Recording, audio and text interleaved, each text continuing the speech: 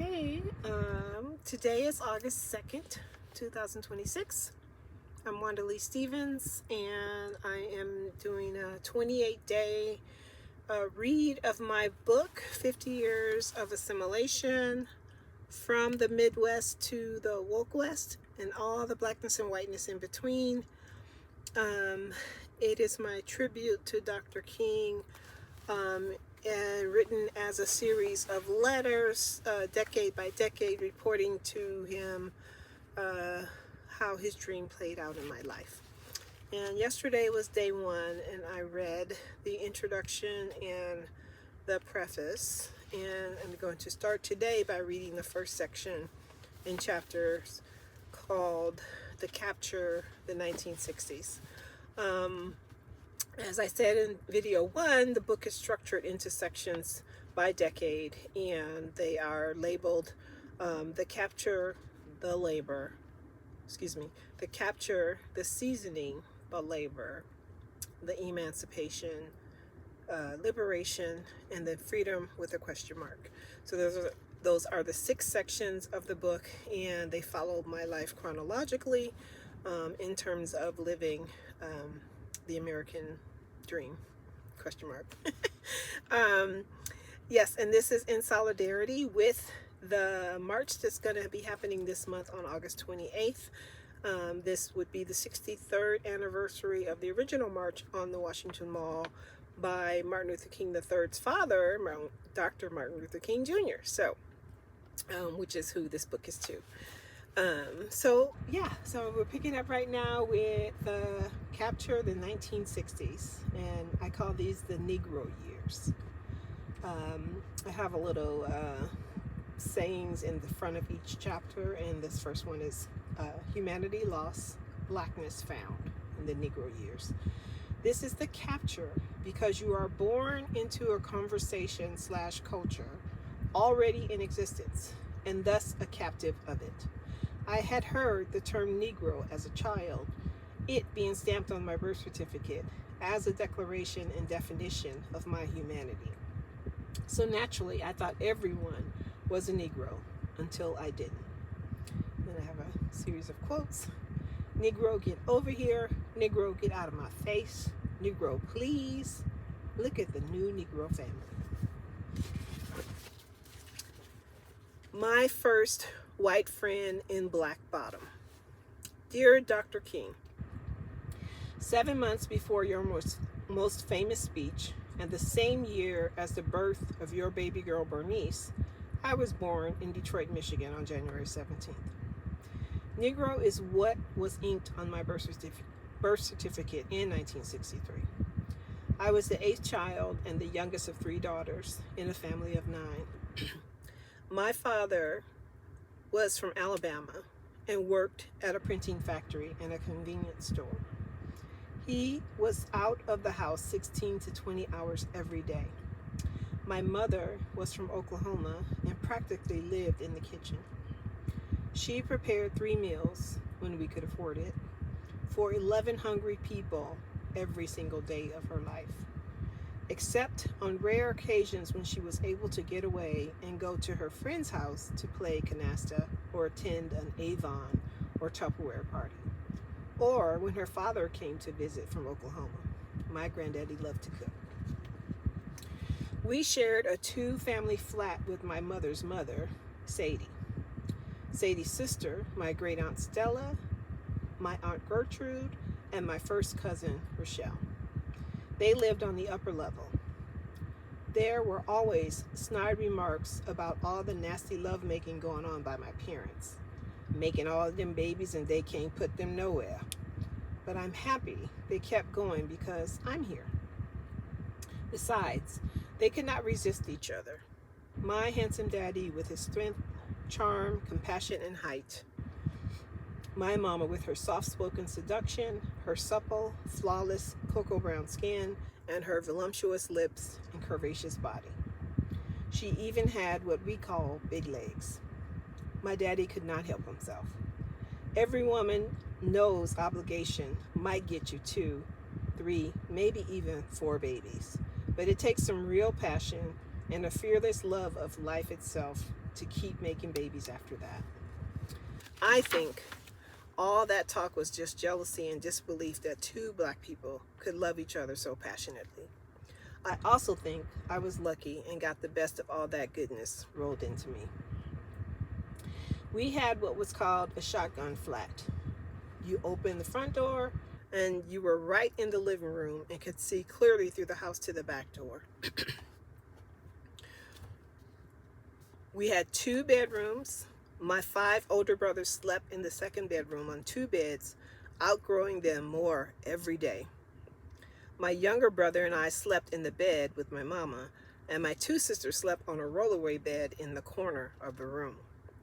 My daddy, whenever he did sleep, it was on the living room couch. However, I have no recollection of actually seeing him sleeping, except in his coffin. The memories of the first 6 years of my life are not chronological. They are morphed events that mostly involved my family, our church, and our school. The games we played, the trouble we got into, the fights we had, the cuts and bruises, the toys we got and didn't get, and the food we ate. I did not have any recognition of my Blackness. I got some inkling in 1967 when there were fires burning all over our neighborhood, in the shops and nearby factories, and Black people rioting and running to get away from the police and the armed soldiers. Under martial law, then Governor George Romney ordered the National Guard to hit the streets. If not all the streets, definitely the streets where we lived, in what was called Black Bottom. They were dressed in army greens, just like the plastic green soldiers my brother had, but these soldiers were real, all white as far as we could tell, and they were there to bring order and control. That was tantamount to killing us. Why else would they bring guns? They also had menacing faces, grenades, military trucks, tanks, yes, tanks for real warfare, and the right to beat, arrest, jail, or even kill us. And we had our anger, our baseball bats, our Swin bicycles, our Buster Brown shoes, and the insulation of knowing that if anyone tried to hurt any of us, they would have to deal with all 11 of us with my daddy at the head. One night, we suddenly saw lots and lots of smoke and fire, and people were running all around. My mama was very nervous because my daddy was not home yet, and my oldest brothers were not there either.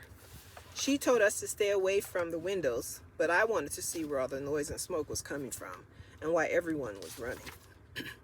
Just as I moved the curtain to peep outside, when I thought my mama was not looking, my big sister Pat yanked up my hand and pulled me off the couch. She gave me that just like Mama told you look. So I even knew better than to try again, because an extra pair of mean eyes were watching. I just went over and sat on the corner until my daddy came home, bursting through the door. He started to call for my mama, but she was already in his arms before he could finish. She said something, and he scanned all over the house, and then he stuffed something into his pocket and went back outside. A good long time had passed, but in my mind, it was only a minute. The next thing I knew, 2 of my brothers came in with a rack of noise and tossed it on the floor in a burst of excitement. I just saw the flicker of the metal and the plastic bags, which made loud, crinkling sounds like firecrackers. I screamed and would not stop screaming. My brothers rushed to grab the sprawled bags, and the more they scurried to pile them, the more noise it made, and the louder I cried. They were salivating at the chance to eat an entire rack of looted peanuts. One of them got in my face and yelled at me to shut up. That only made it worse. My screams turned into full-blown hysteria until my daddy returned and ordered them to take the rack outside. This was one of the last times my daddy actually rescued me. I was instantly relieved, knowing now that the soldiers would not come in and burn us out or kill us. My brothers, of course, hated me.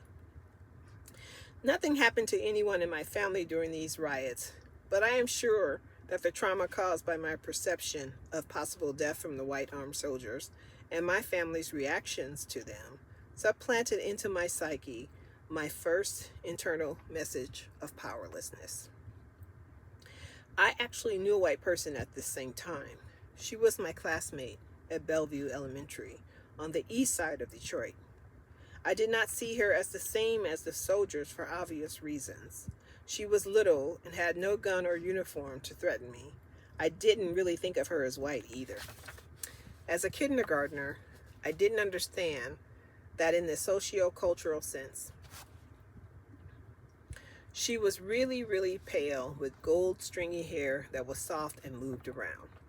I did not remember her name, but we sat together a lot, held hands and swayed together as we sang songs and played games in our circle. She liked to play with me, so you could say she was my first white friend, but we never visited each other outside of school.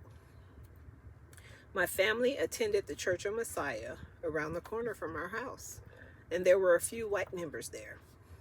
I recall them helping to hand out Christmas toys to us kids in the basement fellowship hall.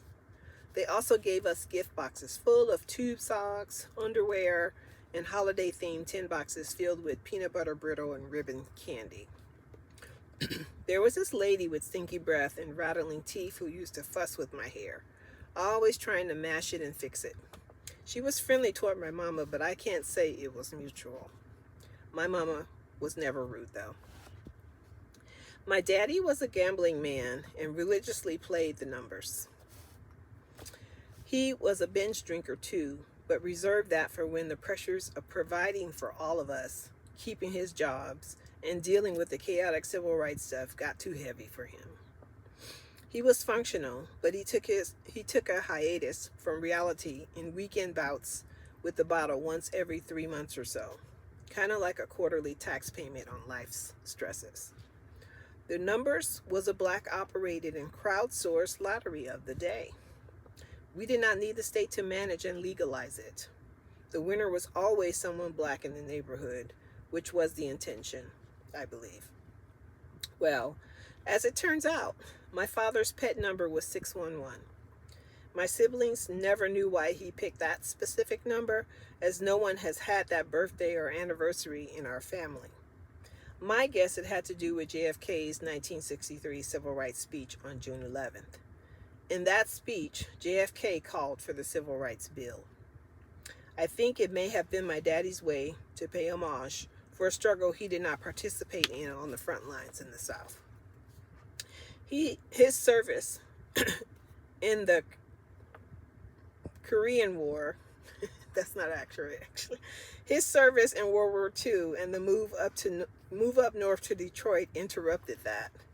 Well, in 1969, about a year after you left us, Dr. King, my daddy hit the numbers with 611.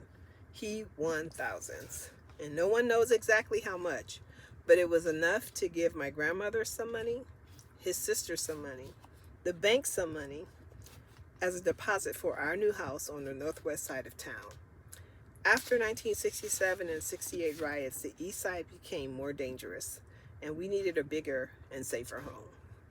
We found our new mansion on Pinehurst Street between Finkel and 6 Mile Roads. That would be the last grand act my father performed for us. He died before we closed escrow and never even got to live there.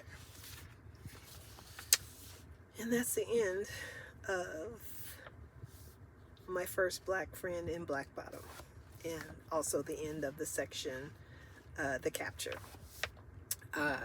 Let me know what you think in the comments. More tomorrow, obviously. I'll start with the seasoning from the 1970s. So then that concludes that piece, and I'd love to hear your comments if they're constructive. I'm not going to argue and debate. This is just a narrative of the life that I remember and my letter to MLK. So thank y'all for listening. I'll see you tomorrow. Oh, I will be changing scenes. I'm actually traveling, so you'll probably get a different background every day, and I saw the sun moving and changing its light on me as well, so I hope that's tolerable for you. But thanks for listening. More tomorrow. And here is my book, 50 Years of Assimilation.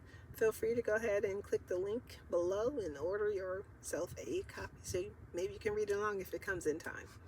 All right, good night.